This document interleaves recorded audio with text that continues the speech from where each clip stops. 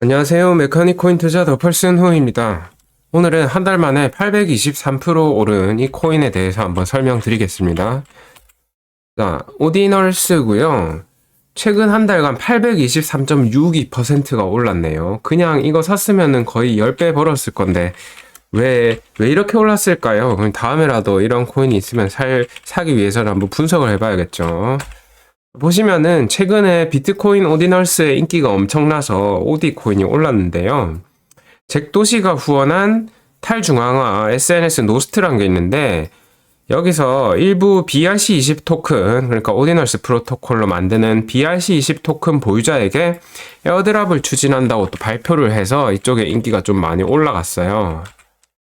그런데 보시면은 오디널스 프로토콜 창시자는 이 프로젝트는 우리랑 무관하다고 이렇게 밝혔어요. 그래서 이거는 사실 스캠이죠. 지금 바이낸스에 정보 수정 요청을 했고 바이낸스에서 토큰 정보 페이지에서 지금 오디널스 내용을 삭제하는 이런 일이 있었습니다. 그래서 사실 그냥 광기로 오른 거죠. 티커가 똑같아가지고. 그런데 요새 어느 정도로 인기가 이게 많냐면은 비트코인 이 NFT 거래량이 보시면은 이더리움에 지금 4배가 됐어요. 지금 이더리움의 굴욕이죠. 비트코인이 뭐 디지털 금이라더니 사실은 금이 아니라 북치고 장구치고 지금 다 하고 있는 거거든요. 그리고 NFT 콜렉션 랭킹 보면 1등부터 지금 12등까지 뭐 거의 다 비트코인입니다. BRC20의 NFT. 그래서 지금 이게 말도 안 어마어마한 상황이고요. 왜 이렇게 인기가 많은가? 몇 가지 이유가 좀 있습니다. 보시면요. 오디널스 BRC20이 도대체 일단 뭔지부터 알아야겠죠? 자, 이게 뭐냐면은 이게 비트코인 블록 공간입니다. 블록 공간이 두 가지로 나눠져 있어요. 거래 영역에 거래 내역이 저장이 되고 증인 영역에는 4MB 공간이 이렇게 있고요.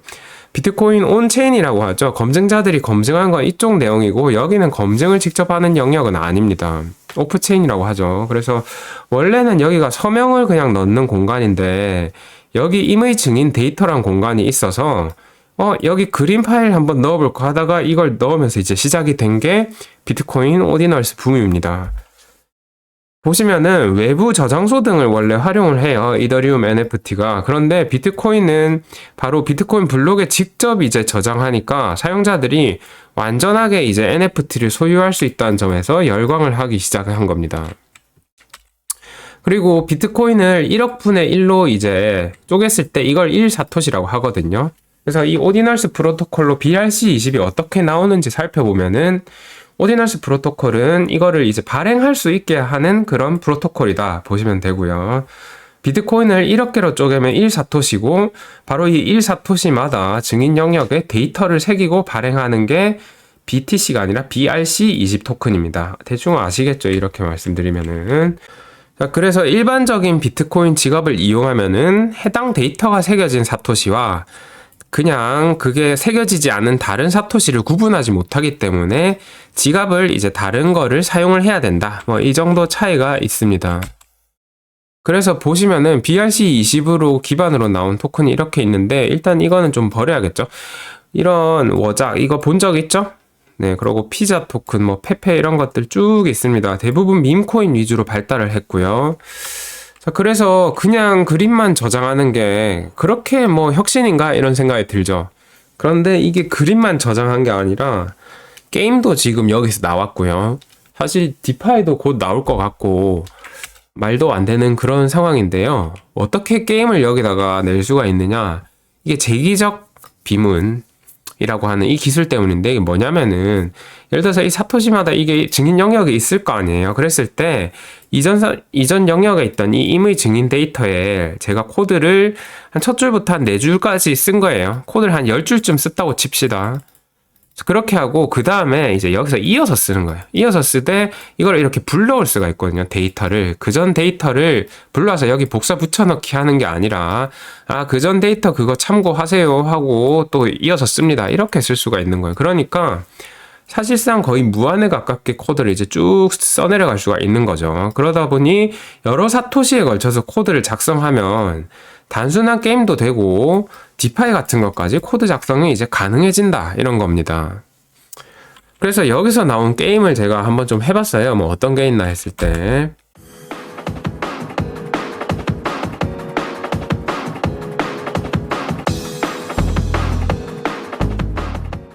자, 대충 이런 느낌이고요. 뭐 게임도 뭐 꽤 괜찮죠? 저 정도면은. 아주 막 3D로 엄청난 게임은 아니지만은 단순한 저 정도는 지금 코딩이 된다 아시면 되고, 당연히 디파이가 아직 괜찮은 눈에 띄는 게 없지만 발달하면은 현재 비트코인의 스마트 컨트랙트를 가져온다는 그런 구호를 외치고 있는 스택스라든가 아니면은 좀 더 넘어가서 아예 이더리움에까지도 큰 위협이 좀 될 수가 있다. 이렇게 보고 있습니다. 하지만은 뭐 이더리움에까지 정말 위협이 될까요? 했을 때는 그 정도까지는 아니겠죠. 그런데 스택스 같은 프로젝트에는 어떤 영향을 미칠지는 조금 출시를 해봐야 되겠습니다. 그래서 증인 공간이란 거는 온체인 공간이 아니니까 비트코인 채굴자들이 검증하는 것이 아닙니다. 이게 장점이면서 단점이죠. 왜? 채굴자들이 검증하면은 느려지죠. 대신에 보안이 우수해지는 거고. 근데 이건 그거 아니니까 매우 빠르고 저렴하다. 대신에 안전성, 보안은 좀 떨어질 수 있겠죠. 향후 디파이에 큰 변화를 가져올 수 있고, 그래서 이런 비트코인 레이어 2 투자자들은 BRC20을 좀 꾸준히 살펴볼 필요가 있고요. 지금은 노스트 에어드랍 때문인지 뭔지 저렇게 많이 과열이 되어 있긴 한데, 만약에 정말로 디파이나 이런 것들까지도 가능해지고 그런 앱들이 나온다면은 이 또 코인 시장에 어마어마한 영향을 끼칠 것으로 보고 있습니다. 그래서 한 달 만에 823% 상승은 그냥 티커 이렇게 똑같이 해서 나온 거죠. 의도적으로 이렇게 한 거죠. 이 사기꾼 같은데. 그래서 이 코인이 오른 이유는 일단 비트코인의 오디널스의 엄청난 인기고, 이 오디널스 프로젝트라는 게 광범위하게 영향을 미칠 수 있기 때문에 잘 주목해야 한다. 이렇게 아시면 될 것 같습니다. 오늘 영상 여기서 마치겠습니다.